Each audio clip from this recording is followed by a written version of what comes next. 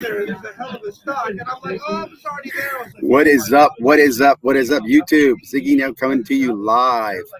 Yes, it is live. It's about 7 a.m. It's Friday morning. Hope you're having a great day. Hope you're doing well. I'm here at Target in the parking lot. Didn't get up quite early enough to make it first in line. Still, the hustle is on, though. I'm fifth in line here at Target. Super excited. I also have my sons with me. They're in the car still half asleep, but we are in line. There's probably about 6 or 7 of us here total, maybe 8 or 9 with my son. So super excited. The question is, will there be select mega boxes today at Target, right? Is it worth it? Is a select box, a Target select mega box worth it? Or maybe Prism mega boxes? Who knows? Is UFC out? We'll all let you know later today.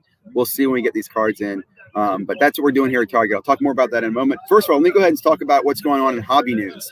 So a lot of exciting stuff going on in the hobby. Nothing super game-changing yesterday. I didn't see any major breaking news. There's still people talking about the PSA newsletter that came out. Little hustle on that. Obviously, people talking about a lot of people talking about the correction. Is the market changing? What's going on with the market? I will say, I did listen to Go GTS Live last night. I do like them on Thursdays. Go GTS Live, great show. They started with an interview with Dr. Beckett. Always great to listen to Dr. Beckett and his points of view. I do think it's interesting listening to Go GTS Live because they are a distributor, right? So the perspective that they give is always different than others' perspectives, right? And that's the thing you have to think about in the hobby. Everybody's got a different perspective on how they look at things. And let me give you a couple of examples. Go GTS went over the PSA and how the PSA newsletter, and it was funny when they read the newsletter, they simply read, and PSA services to return in July 1, and kind of went over it. Now, I'll point out, good morning, Angela. Yes, I'm at Target with the boys. So it's interesting. So they kind of brushed over the PSA announcement and just read it, right? Where everybody else that I've seen talk about the PSA announcement emphasizes the fact that what? PSA needed 3 months just to get stuff in the system, right? So I just found that perspective that you get from a Go GTS on how they look at the PSA thing as just kind of another day in the business. They also talked more about the executives that were hired, which I thought was pretty cool. They gave it, again, they gave the distributors kind of, perspective of the hobby, which is, hey, PSA's chugging along. This is a good thing. PSA's, going back to service levels, be back normal in July. The other thing they talked about, as we talked about yesterday, was the National. It looks like the National's back on Target for July. Now, I heard Brad on Texas Card Dude talk, and I guess his show's later today at 9 o'clock. He said something yesterday that I kind of agree with. I have not bought flights or hotel for National because I was kind of in the air on it. And if it does happen, and they're not going to decide till June 1st, I'm probably unlikely to make the whole trip, if at all. I might go down there for a day, but I kind of wish that they would push it off to October so I had more time to plan. At the same time, I know people are dying for the National, so it will be exciting. There are a lot of shows coming up, right? There's a show almost every weekend. So if you're going to a show this weekend, let me know. In fact, I should have put, I think on Instagram, there's an Instagram channel called The Show Locator that you can use to find shows. I think Beckett has a list of shows as well. That's another great resource. Another cool little tidbit that I heard last night on Go GTS. So if you're on Twitter, and this probably works on Instagram, if you do hashtag the hobby, you get the rated rookie logo. Now this is pretty interesting, right?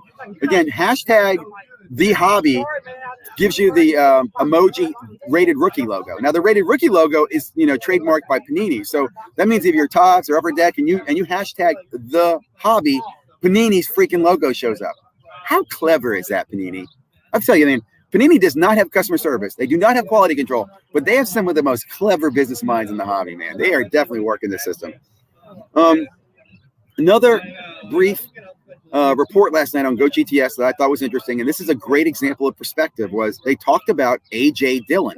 The running back from the Packers, A.J. Dillon, is promoting that he's doing breaks on Loop, the Loop app. And they thought that was pretty cool. Like, how cool is it to have an actual football player break the cards and get the cards to you? Well, my only comment there is that I saw on Instagram how A.J. Dillon was actually taking some heat because the guy who's running breaks, this is A.J. Dillon, right? Millionaire, football player, apparently was selling like 3 hangers and a break for like $500 or some outrageous price, right? Crazy price that he was charging. And in Instagram, I want to say it got posted on Scammers because his response was, man, I'm a football player. It's just, I'll put it this way. If you do Instagram and you look for A.J. Dillon breaks, you're probably not going to find positive stuff.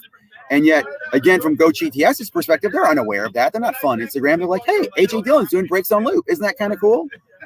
again, I'll just point out, a lot of people are just coming in for the money. They love the money. Let me see what else to talk about as far as highlights. eBay. eBay is talking about. We got a guest here. This is Chase from Chase's Autographs. Got one person basically paying attention right now. It's too early. Later. Yeah, they will. So let's see. What was I talking about? Oh, eBay. So this has been on several reports. eBay is now looking at doing collectibles, not just sports cards, but NFTs.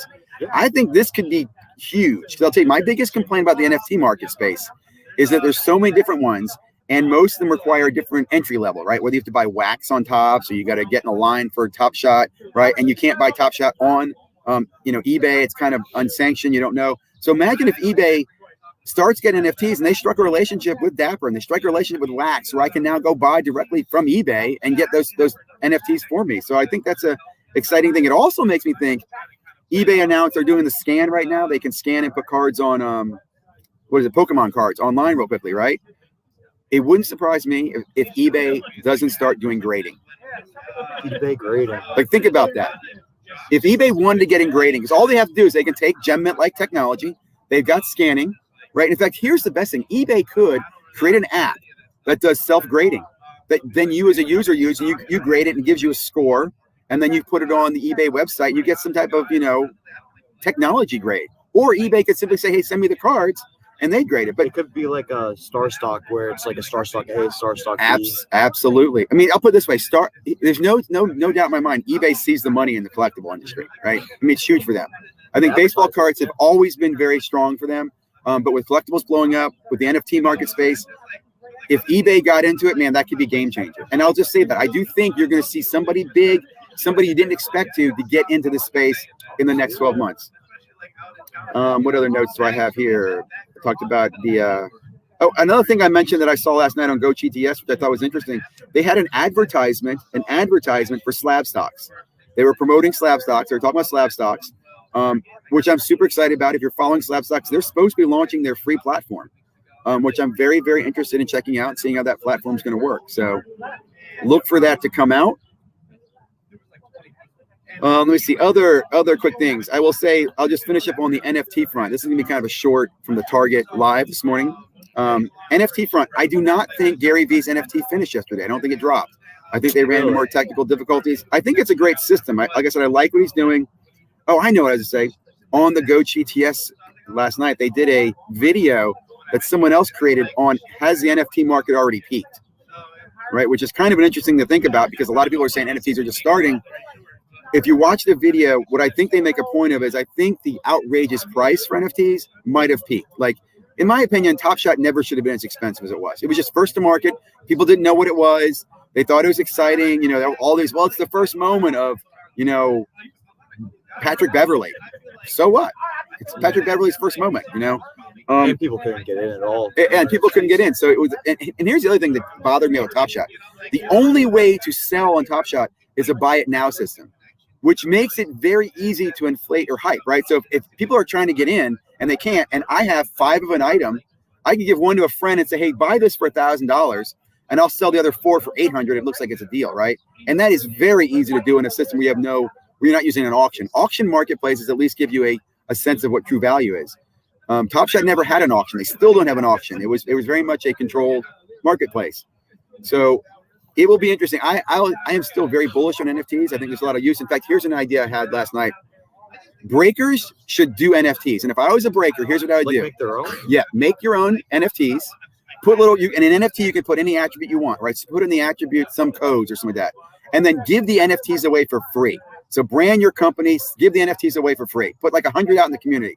And tell them they'll be used for prizes. Then later on, do a break. It says, hey, this week we're giving away the LaMelo Ball spot in the Donruss break. It's going to go to whoever has, token number, blah, blah, blah, blah, blah. And now there's a chase or a race to go get the token, right? Because some guy's probably got the token and he has no idea about breaking, or he doesn't care. And the cool thing is, guys, on the blockchain, you can see where the token is, right? I can look it up. I can see who the wax owner is. And then I can message him. I can offer him trades. So if you create, and this is kind of what Gary Vee's doing, right? Create these tokens. He's selling the tokens and then going to give you something for them. I'm saying if you are a breaker or you're getting in this, give them away, and then later reward them. Shit, if you're an ice cream store, right? Give away NFTs to your ice cream customers, and then say, hey, we're going to have a special. One of those NFTs is going to be drawn out of random, and you're going to get ice cream for a year or something, right?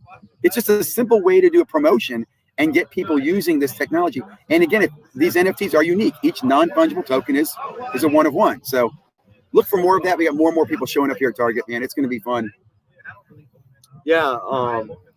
Wouldn't that be really cool though to see both physical, like an NFT that becomes almost a physical thing as well, like a redemption? Yes, exactly. Like redemption. It becomes it's something that creates a collector's community. And I think the key is, and I'll tell you, here's the key, guys.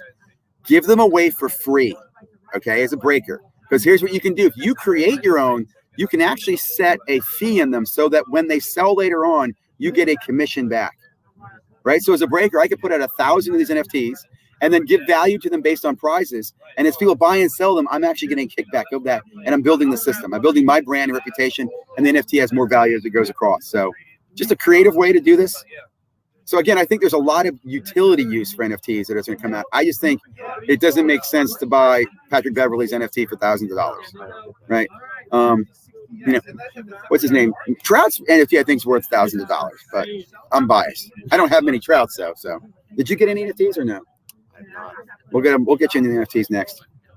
Well, guys, that's it. I will say again, it is what is today? The 7th, right? So next week is going to be my 1-year anniversary. I've got a couple things I'm working on. I'm working on the invitational break. You'll hear more about that.